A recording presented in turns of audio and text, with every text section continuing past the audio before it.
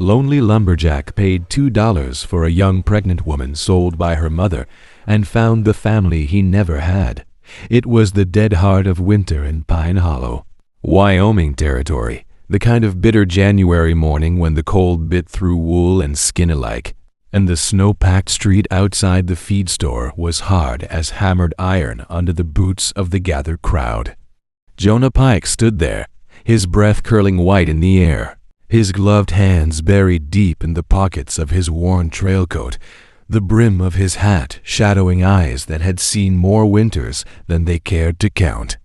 Across from him, on a raised wagon bed that served as the day's crude auction block, Rosalie Quinn stood barefoot in the snow, her thin shoulders wrapped in nothing more than a faded shawl, her swollen belly pressing against the threadbare fabric of her dress.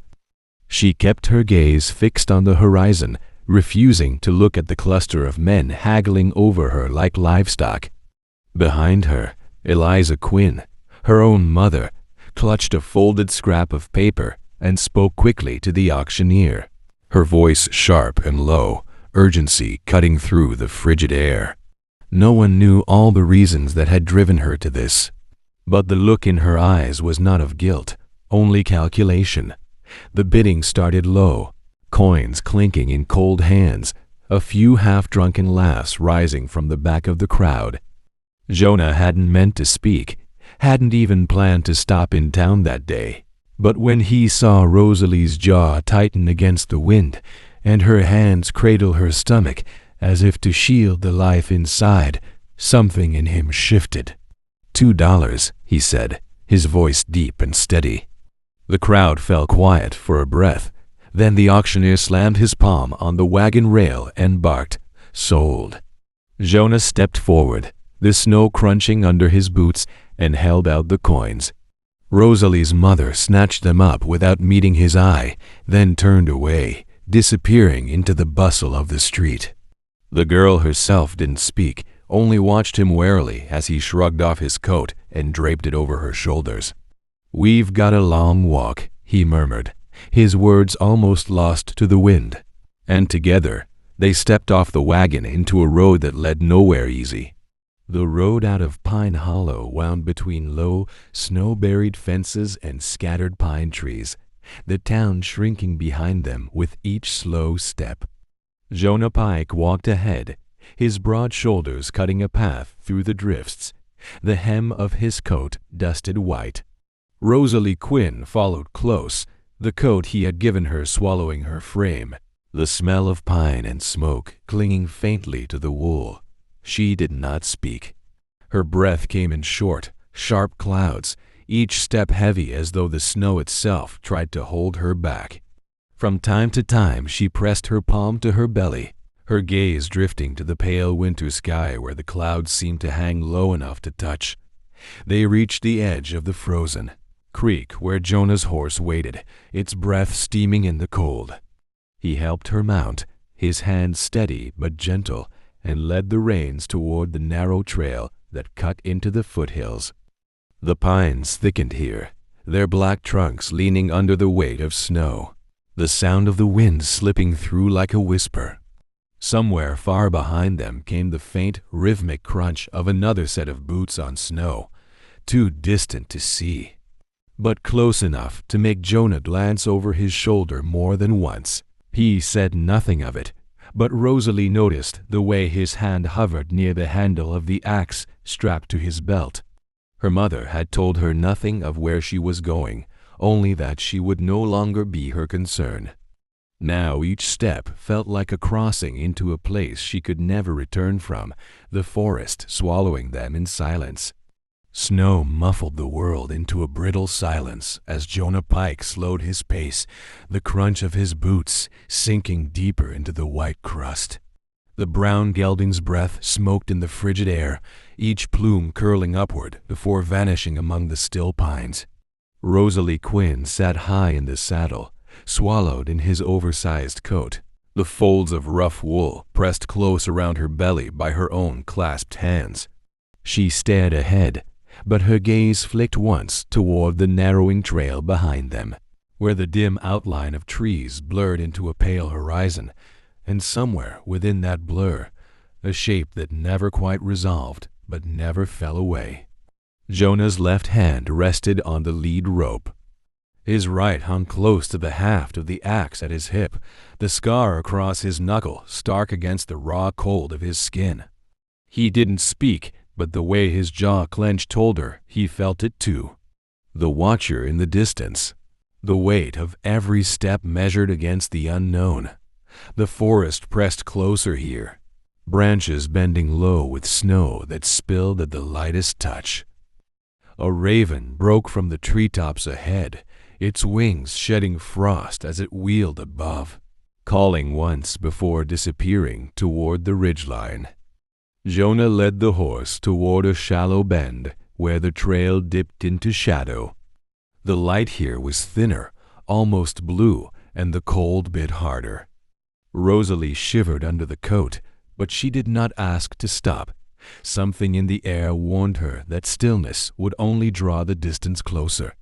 She could hear her own heartbeat under the layers, a steady drum against the muffled world. Somewhere beyond that, a softer rhythm, the life she carried. Little Finch turning in slow, deliberate motion as though sensing the unease beyond the womb. A break in the trees ahead showed a sliver of movement.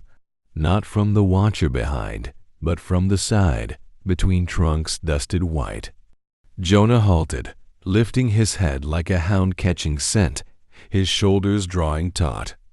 The sound was small, a shift of snow, but in the quiet it rang sharp as steel on stone.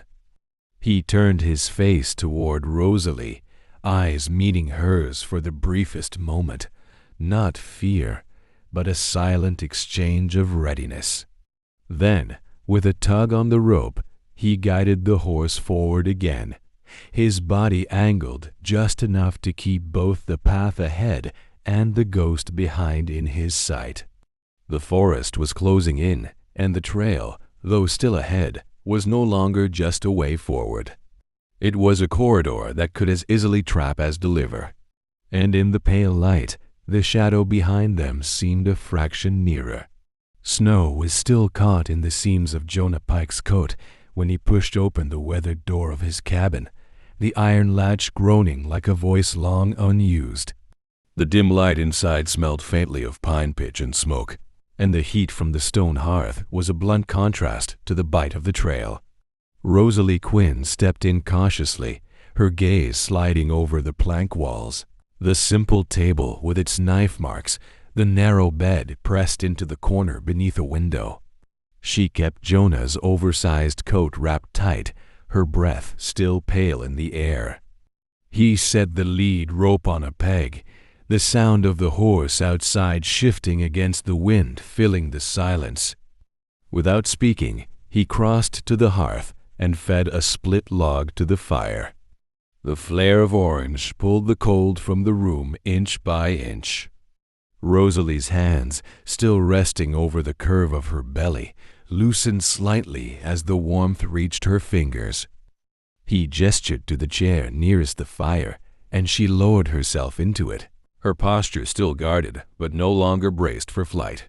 The crackle of burning pitch filled the space where conversation might have been, until at last her voice broke it, soft, almost uncertain, telling him fragments of her road before this day, the weight of debts she hadn't made, the closing of doors she'd never opened, the moment her own mother had traded her future for a ledger's balance. Jonah didn't look away from the fire as she spoke, but every word seemed to lay something heavy into the room. When she fell silent, he finally turned, meeting her eyes with a steadiness that wasn't pity, but something slower, harder to name. He crossed to the table, took down a tin mug, and poured her water from the kettle without a word.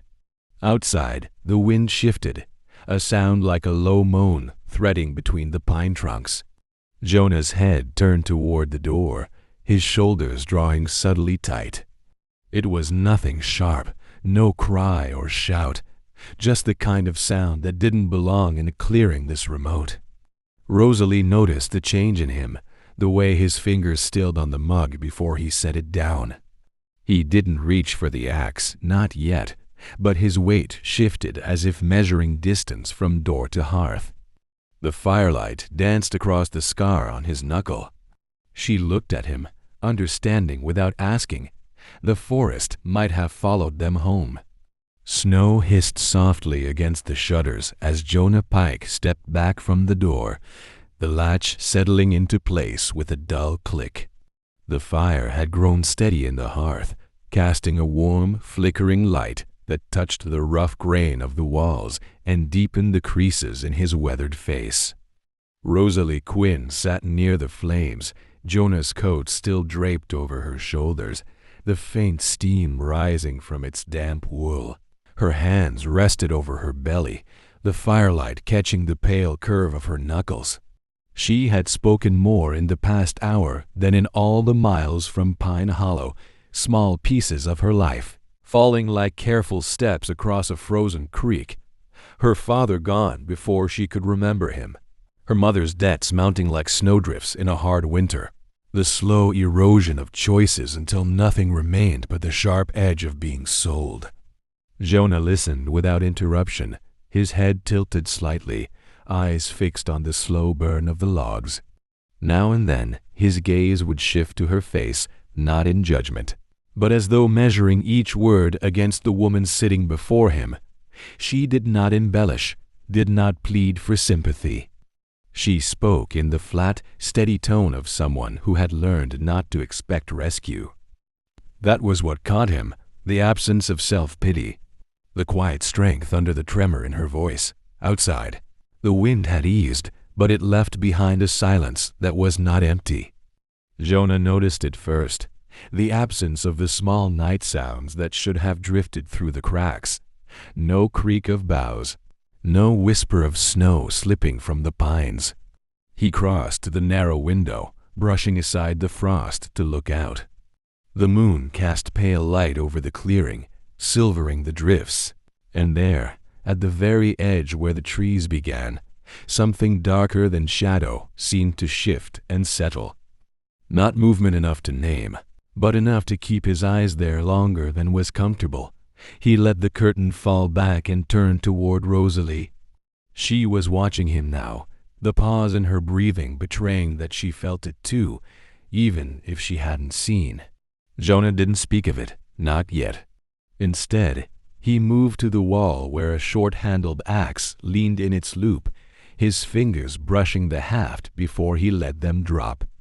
"Finish your water," he said quietly, and the weight in his voice told her more than the words. In the hearth, a knot in the log burst with a sharp crack, and the sound made her flinch before she caught herself. Jonah's gaze flicked once more to the door. Somewhere in the stillness beyond it, the forest had begun to listen back. Wind slammed the cabin door so hard the timber brace jumped in its notch, and Jonah Pike threw his shoulder into the planks, snow blasting through the seam in a knifing line of white. The lantern swung wide over the table and sent wild shadows across the rough log walls. Sparks climbed from the hearth as the draft reversed and breathed smoke back into the room. Rosalie Quinn rose from the chair with a hand at her belly and the other catching the edge of the table to steady herself. Jonah's oversized coat slipping at the collar and showing the pale column of her throat. "Hold fast," Jonah said, jaw tight, voice low so it would not tremble. And with one quick motion he dropped the bar into place and set his boot to the threshold as the wind hit again. The sound outside was not a simple storm. It had a body to it, a weight, the roar of the forest heaving all at once like a living thing. Snow found its way through every crack, beads of ice forming along the window frame, and the temperature of the room fell in a breath. He crossed to the shutter and drew it open a sliver. What he saw tightened every muscle in his shoulders, the pines threshing like ocean, branches scything low under the white load, and beyond the clearing a ghostly curtain of powder racing between the trunks. "It's a squall line," he said. "Short, mean, and it breaks what's not braced. What do you need?" Rosalie asked, her voice steady though her fingers trembled. Ropes on the roof beam and the barn latch. If it goes, the horse runs and never finds its way back. Go, she said at once. I'll keep the fire. He paused at the axe loop, then left the tool where it was and took the coil of rope instead. Bar stays down, he added, meeting her eyes in a quick, fierce glance that carried more than instruction. She nodded and drew his coat tighter. Come back, she said simply. I intend to. He was into the storm in 2 strides, the door opening only as wide as his frame before slamming back under its own fear. Snow hit him like thrown gravel. Breath froze in his beard and stung his cheeks raw. He ran low to the barn, rope over his shoulder, and the world was only sound and white and the black, leaning lines of trees. Inside the cabin, the wind shoved at the chimney and the hearth, belched smoke.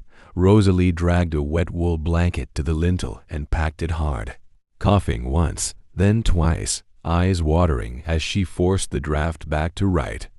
The baby turned beneath her palms, a slow, powerful roll that was not pain but a warning, and she spoke to him under the roar. Little Finch, stay with me. Not yet. The shutter slammed against its hinge, and a hairline crack leapt across the window pane like a spider's leg.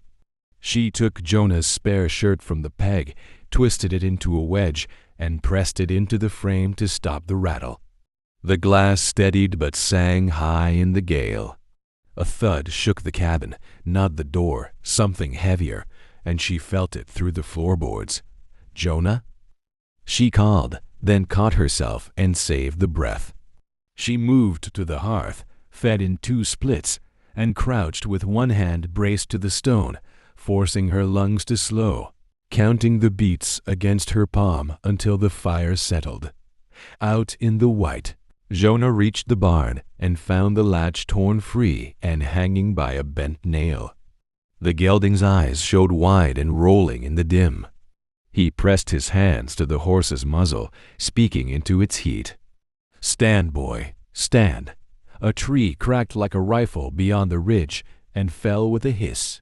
He tied the stall door with the rope, then threw the rest over the roof beam outside and hauled until the line sang, anchoring it to the sled runners that lay half buried by the wall. The storm hit him again as he turned for the cabin, and in the swirl he caught movement. Not wind, not branch, a man's outline where no man should be, too still for weather and too dark for spruce. Jonah stopped dead, and the figure dissolved in the rush of snow, leaving only doubt and cold. He didn't chase a shadow in that kind of blow. He ran for the door.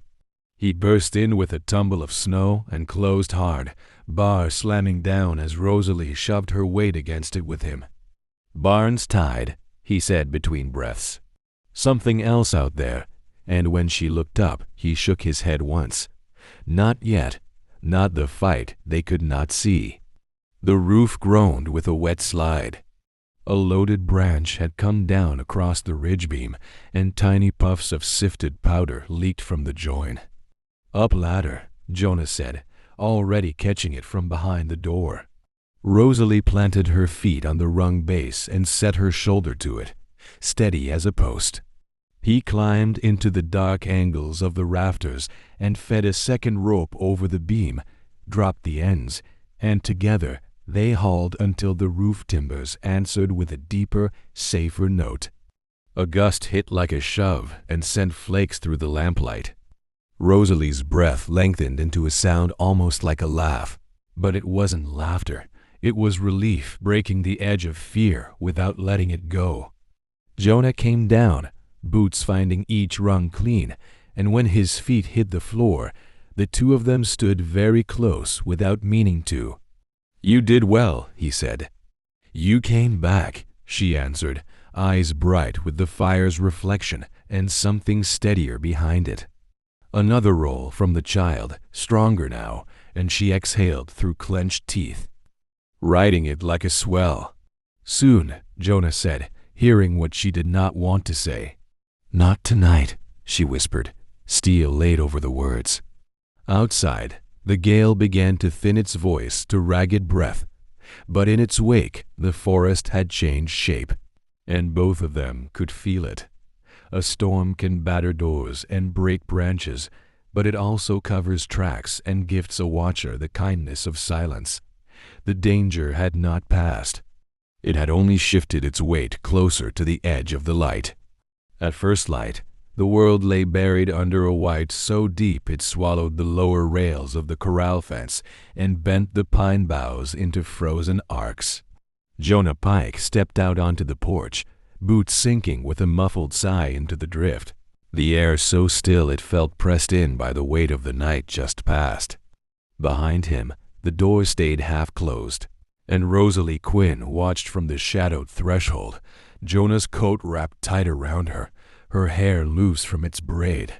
The gale had scoured the clearing, but in its wake it had left marks the wind could not erase, a line of prints, human, set deep and clean, cutting in from the tree line toward the cabin and ending beneath the eave where the snow was still intact.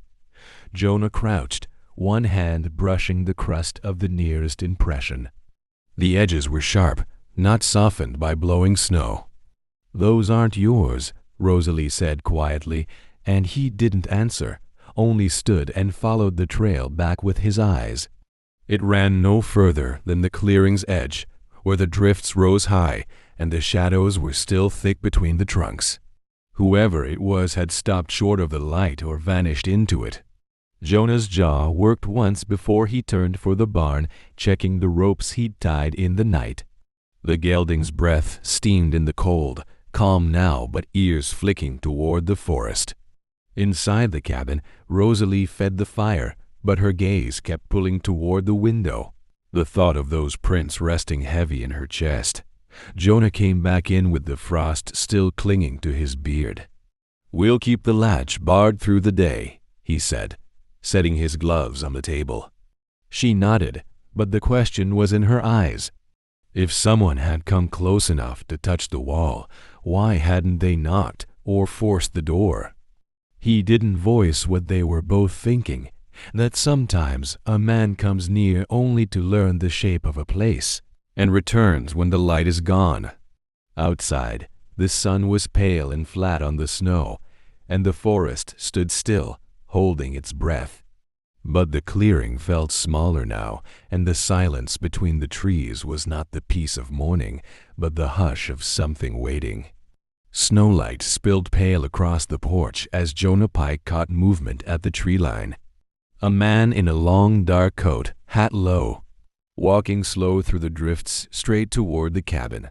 Jonah's hand went to the rifle propped against the wall before the thought had fully formed. Rosalie, still wrapped in his coat, froze in the doorway, her breath catching in the cold air. The man's figure was solid now, not the flicker of a shadow in stormlight, tall, shoulders broad under the heavy wool, boots sinking deep into the unbroken snow, each step deliberate. He wasn't hurrying. That was what set the knot in Jonah's gut. Men with good reason to be here came quick, urgent, waving or calling out. This one came as if the land and the house were already his. The stranger stopped just short of the cabin's clearing, his head turning slowly, scanning the line of trees, the barn, the smoke rising from the chimney. Jonah stepped off the porch, crunch of his boots loud in the frozen air, the rifle held down but ready. "You're a long way from the road," he said, his voice carrying. The man didn't answer right away, just let the silence stretch until the wind picked up enough to stir his coat. When he finally spoke, his voice was low, almost calm. "Name's Silas Ketch." The name meant nothing to Jonah, but Rosalie's fingers tightened in the fabric at her chest. Jonah caught it, the flicker in her eyes, the way she looked past him at the man as if remembering something she wished she could forget. "What do you want?" Jonah asked, the barrel tilting just enough to make the question clear. Silas's gaze slid from him to the cabin door, and a slow smile touched his mouth without reaching his eyes. "Just looking for someone," he said. A woman, small, dark hair, might be carrying. The words hung in the cold, heavier than the snow on the pines. Rosalie stepped back into the shadows of the doorway, one hand on her belly. Jonah didn't look back at her, didn't need to. The clearing had shrunk to the span between him and the man in the snow, the air between them sharp as glass. Somewhere in the distance, a branch cracked under the weight of ice, but neither turned toward the sound.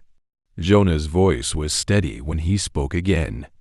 "You'd best turn back." But Silas only tipped his hat, as if marking the ground between them for another day, then stepped sideways into the trees and was gone, the dark of his coat swallowed by the pines. Jonah stood there until the last trace of movement vanished, the pale snowlight pressing in on all sides. The pale winter sun barely touched the treetops when Jonah Pike spotted fresh tracks cutting toward the frozen creek, the same bootprints that had stopped at his cabin hours before. The snow was crisp, untouched except for that single, deliberate trail, the edges of each print still sharp from the cold. He crouched low, tracing one with his gloved fingers, and felt the faint tremor in the ground as if something heavy had moved not long ago. Rosalie stood behind him, wrapped in his coat, her dark hair spilling from beneath the hood, eyes fixed on the distant tree line where the forest swallowed the tracks. Jonah rose slowly, scanning the wide expanse ahead. There was no movement, only the whisper of wind through the pines, yet the air felt heavier, charged. He motioned for her to stay close, his hand tightening on the rifle. They followed the prints across the frozen creek, boots crunching in the silence, every step sounding too loud. Halfway across, Jonah stopped. In the shadow of the far bank lay something dark, a strip of fabric snagged on a splintered branch jutting from the ice. He pulled it free, heavy, woolen, torn at the edge. The same coarse weave as Silas Ketch's coat.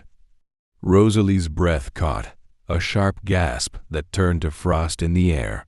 The tracks veered sharply into the thicker pines beyond, where the light died and the ground sloped steeply upward. A sudden crack echoed through the stillness, not from a rifle, but from the brittle snap of ice somewhere behind them. Jonah spun, eyes narrowing. Far back across the creek, a figure stood at the edge of the trees, just beyond clear sight, tall and still. His hat brim shadowed his face, but the way he stood, shoulders squared, one hand near his side, was enough to send a cold weight through Jonah's chest. The figure didn't move. Jonah's grip on the rifle tightened, the forest between them stretching like a taut rope ready to snap. Then, as quietly as he had appeared, the man stepped backward into the shadows and was gone. Rosalie's voice was barely a whisper. "He's watching us." Jonah said nothing, but the thought was already there. Silas wasn't just tracking them. He was circling. They pushed on into the trees, the light thinning, every branch seeming to move in the corner of the eye. Jonah kept her close, knowing the ground ahead would force them into narrow gaps where only one could pass at a time. Somewhere above, a raven's call broke the silence, harsh and sudden, and Jonah knew without looking that it wasn't alone. The forest was no longer just trees and snow. It was a trap being drawn tighter taut by the time they reached the ridge. His breath was harsh in the cold, and Rosalie's steps were slowing. Below, the prints merged with another set, larger, heavier, and then vanished into churned snow where something had been dragged. Jonah knelt, his jaw tight. Whatever this was, they were now in the middle of it, and Silas was no longer the only shadow in these woods. The snow crunched softly beneath their boots as Jonah led Rosalie along the narrow trail back toward the cabin, the faint trickle of the stream fading behind them. The tracks they had followed disappeared into the shadows of the pines, and the forest settled into a cold, heavy silence. The danger was over. Jonah could feel it in the air, but the tension in his chest did not ease. Rosalie's steps grew slower, her breath uneven, and when her hand pressed hard against her side, he turned instantly. Her face was pale, eyes wide, and he understood before she could speak. Without hesitation, he lifted her into his arms, carrying her swiftly through the last stretch of snow. The cabin came into view, smoke curling from its chimney, a fragile beacon against the darkening sky. Inside, the warmth from the hearth wrapped around them, but there was no time to rest. Rosalie gripped his hand with a force that surprised him, her voice breaking in short gasps. The birth had begun. The minutes became an unbroken blur of firelight, shallow breathing, and whispered reassurances. Jonas stayed at her side, holding her steady, his rough hands trembling each time she cried out. The wind howled outside, rattling the shutters, but inside the small cabin, the world had narrowed to this one moment, the fierce fight to bring new life into it. Then, as the snow outside thickened and the fire's glow deepened to gold, the struggle gave way to the smallest sound, a fragile, perfect cry. Rosalie leaned back, exhausted, tears on her cheeks as Jonah placed the tiny, swaddled child into her arms. Her smile was soft but radiant, the kind that melted the last traces of fear.